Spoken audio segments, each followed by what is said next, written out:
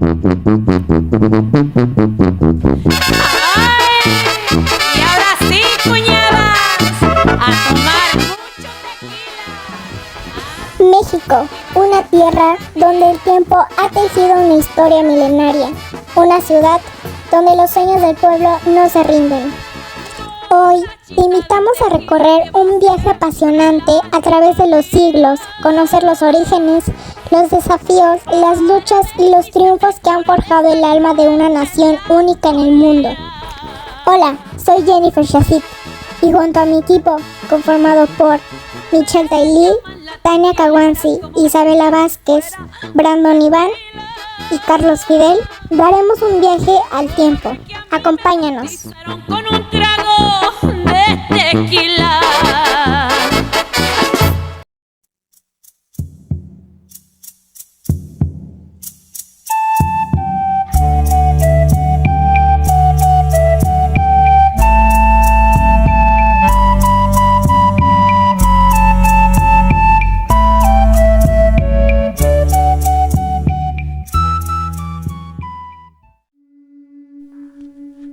En la antigüedad, cuando la vergüenza no existía, los mexicas fundaron Tenochtitlan, en medio del lago Texcoco, 1325, por una visión divina, un águila devorando una serpiente sobre un nopal.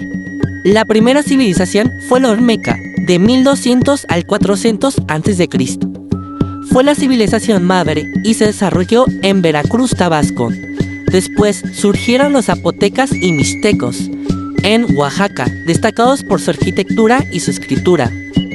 Los teotihuacanos, una de las ciudades más grandes del mundo, antiguas, construyendo la pirámide del Sol y la Luna.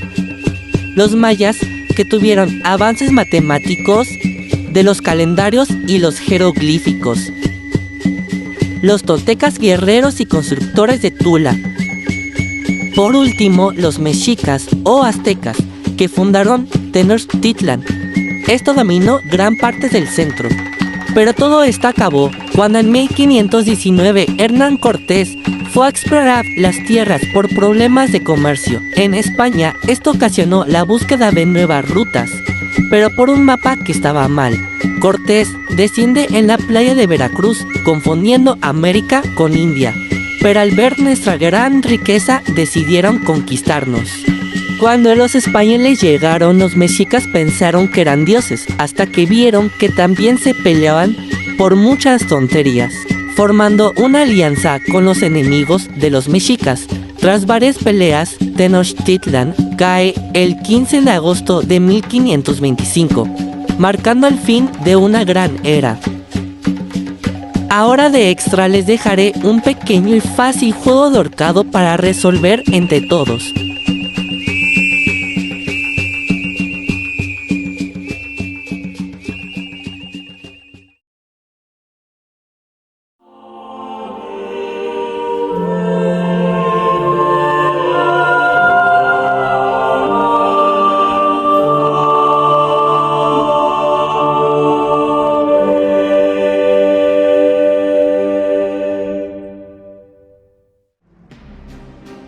En 1521, después de la caída de Tenochtitlan, se establece la Nueva España, instaurada de un sistema colonial bajo la corona española, imponiendo la religión católica y el idioma español, formando una sociedad jerárquica por los españoles nacidos en España, criollos, hijos de españoles nacidos en Nueva España, mestizos, cruza de españoles e indígenas, pobladores natales de América.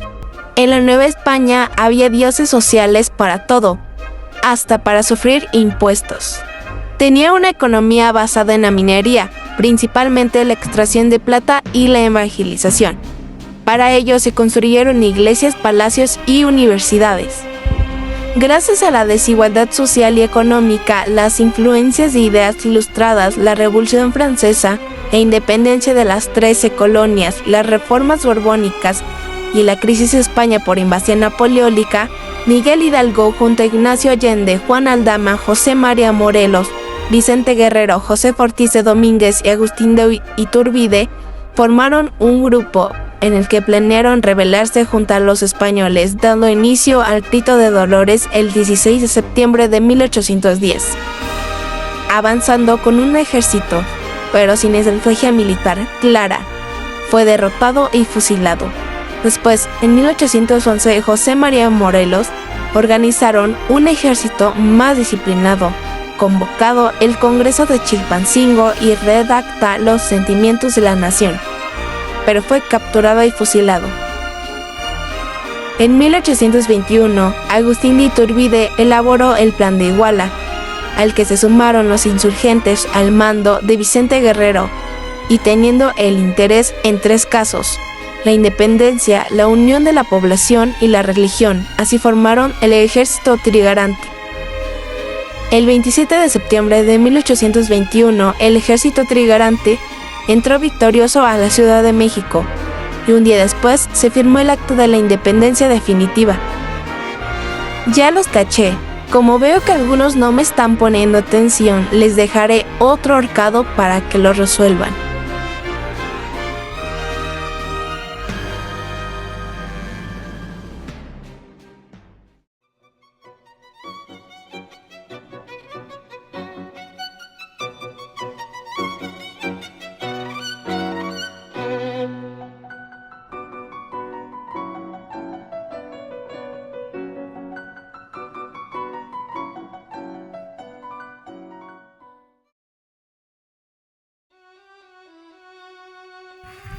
Se crea el primer Imperio Romano y República Federal.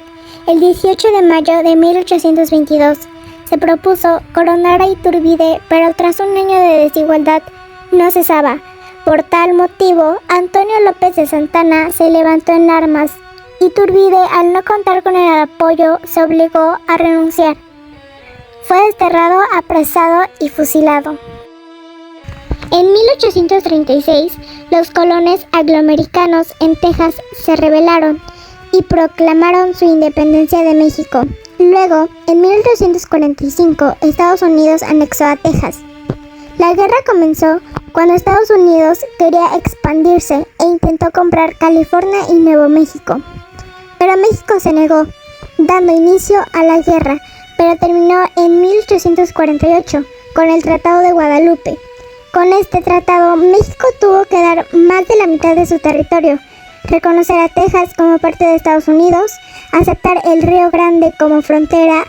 A cambio, Estados Unidos pagó $15 millones a México y asumió algunas deudas. Si de verdad me están poniendo atención, resolverán fácilmente el ahorcado que les voy a poner a continuación sobre el tema. ¿Me ves que tengo ganas de escuchar tu patética vida? Hazme un favor, Sisi, y vete.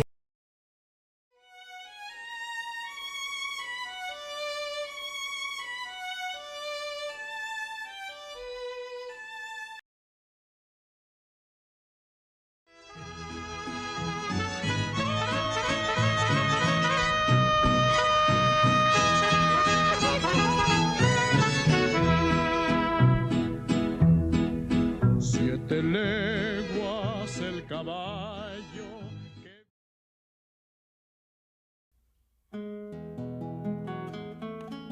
México atravesaba una etapa de inestabilidad tras su independencia.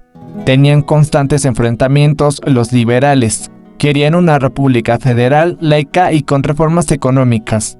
Los conservadores defendían la tradición y el centralismo.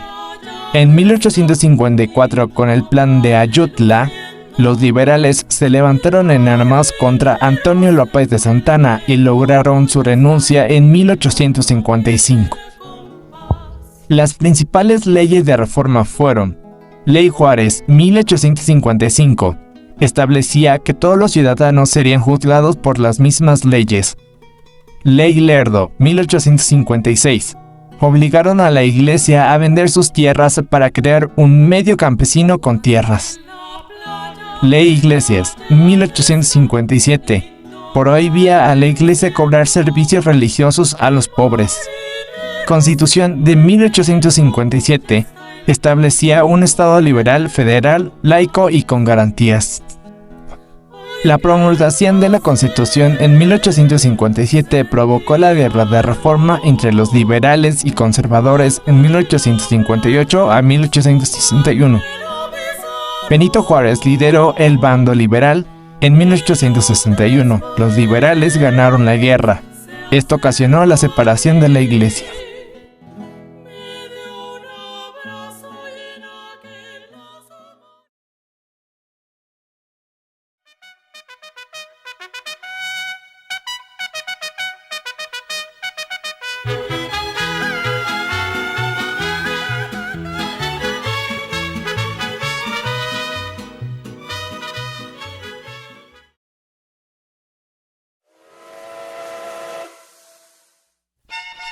Revolución Mexicana, 1910 a 1920. Porfirio Díaz promulgó la modernización económica y la inversión extranjera, pero a costo de una gran desigualdad social. Muchos campesinos, obreros y clases medias sufrieron explotación, falta de derechos laborales y el despojo de varias tierras. Francisco I. Madero, un rico hacendado, propuso el Plan de San Luis, donde llamó a levantarse en armas el 20 de noviembre de 1910. Su lema fue sufragio efectivo, no reelección. Tras varios levantamientos armados, Díaz renunció y se exilió. Madero asumió la revolución en 1911, pero no cumplió con muchas promesas de reforma agraria. En febrero de 1913, el general Victoriano Huerta, con el apoyo de sectores conservadores y el embajador de Estados Unidos, derrocó a Madero en un golpe de Estado. Madero y el vicepresidente Pino Suárez fueron asesinados. Huerta asumió el poder. Se formó el ejército constitucionalista, liderado por Venustiano Carranza con apoyo de Villa, Obregón y Zapata. En 1914, Huerta fue derrotado y huyó del país. Carranza promulgó una nueva constitución vigente, que incluyó derechos laborales, reformas agrarias y control estatal de recursos naturales. Artículos clave. Artículo 27. Reforma agraria y propiedad de la nación sobre el subsuelo. Artículo 123. Derechos laborales. Artículo 3. Educación laica, gratuita y obligatoria. En 1920, Carranza es asesinado. Álvaro Obregón tomó el poder, marcando el fin de la lucha armando a gran escala. A partir de entonces, se consolidó un nuevo régimen político que dominaría México durante todo el siglo XX. Tras varios levantamientos armados, Díaz renunció y se exilió. Madero asumió la revolución en 1911. De esta manera.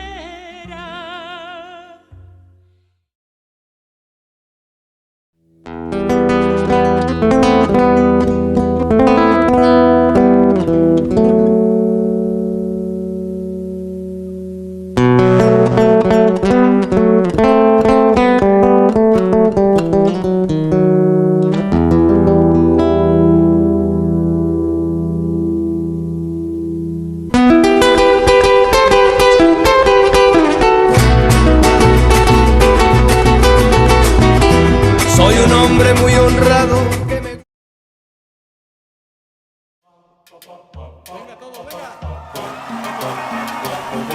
Milagro mexicano. Tras la Revolución Mexicana de 1910 a 1920, el país atravesaba un proceso de construcción institucional social. México experimentó un crecimiento promedio del PIB entre 6% y 7% anual. Se buscó un modelo el cual pudiera producir en el país lo que antes importaba, protegiendo la industria nacional. Se implicaron altos aranceles y restricciones a productos extranjeros para el favorecimiento de consumo hecho en México. Se crearon empresas estables en sectores estratégicos, petróleo y electricidad. Tuvo beneficios sociales de urbanización. Esto dio paso a la migración del campo a las fábricas, el crecimiento de las clases medias, expansión del sistema educativo y de salud. Aunque fue una buena etapa, tuvo problemas estructurales. El crecimiento no benefició al campo, ya que persistió en la pobreza. se generaron desigualdades regionales, dependencia del petróleo y del aumento de la corrupción y concentración del poder económico. Fin del milagro. A finales de los 60 y a principios de los 70, la crisis de 1976 marcó el declive del milagro económico. El modelo 151 ya no era suficiente en el crecimiento. Movimientos sociales y crisis política 1968. En los 60 años, México vivía bajo un régimen político autoritario dominado por el Partido Revolucionario Institucional, PRI. Aunque había crecimiento económico, también existía desigualdad social, represión política y falta de libertades democráticas. Surgió un movimiento estudiantil en 1968. Este movimiento inició en julio, tras una serie de conflictos entre estudiantes del Instituto Politécnico Nacional, IPN, y la Universidad Nacional Autónoma de México, UNAM, pero fueron reprimidos con fuerza policial. A raíz de esa represión, surgió un movimiento más amplio. Los estudiantes demandaban la libertad de expresión y unión, la libertad a presos políticos, el castigo a los responsables de la represión y democratización del sistema político. Masacre de Tlatelolco. Uno de los eventos más trágicos ocurrió en la Plaza de las Tres Culturas en Tlatelolco, Ciudad de México. Durante un mitin pacífico, el ejército y un grupo paramilitar llamado Batallón Olimpia abrieron fuego contra la multitud.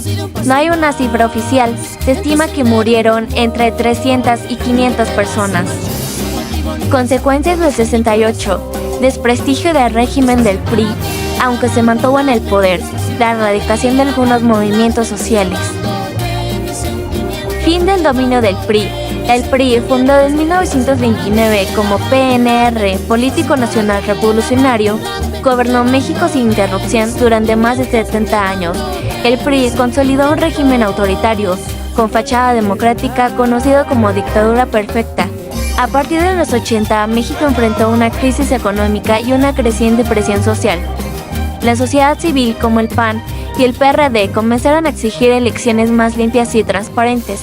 Se crearon instituciones como el IFE, Instituto Federal Electoral, en 1990 para organizar elecciones independientes del gobierno. Triunfo de la alternancia. En las elecciones del 2 de julio del 2000, Vicente Fox, candidato del Partido de Acción Nacional, PAN, ganó a la presidencia con más de 42% de los votos. Su victoria puso fin a 71 años de presidencia priista. El candidato del PRI, Francisco Labastida, reconoció su derrota la misma noche, lo que lo consolidó la legitimidad del proceso. El triunfo de Fox simbolizó la consolidación de la democracia en México. El presidente no provenía del partido oficial y eso cambió el equilibrio del poder. También demostró que el voto ciudadano podía generar cambios en el país. Desafíos de la democracia post-PRI. Aunque la alternancia fue un logro democrático, los problemas del país no desaparecieron. Corrupción, desigualdad, inseguridad y desconfianza siguieron presentes. El PAN gobernó durante 2 sexenios, Fox del 2000 al 2006 y Calderón del 2006 al 2012, pero el PRI volvió con Enrique Peña Nieto del 2012 al 2018, aunque sí la hegemonía del pasado. En 2018, Morena y Andrés Manuel López Obrador ganaron, marcando una nueva etapa alternativa. Actualmente, México enfrentó un panorama complejo en 2025, marcando desafíos económicos, políticos y sociales.